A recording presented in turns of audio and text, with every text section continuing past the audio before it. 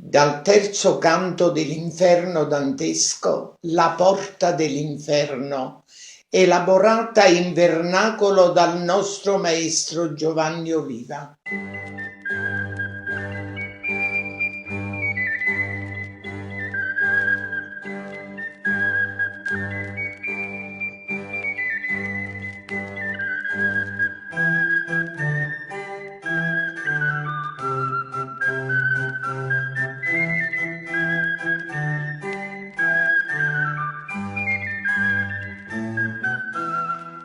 A porte l'inferno.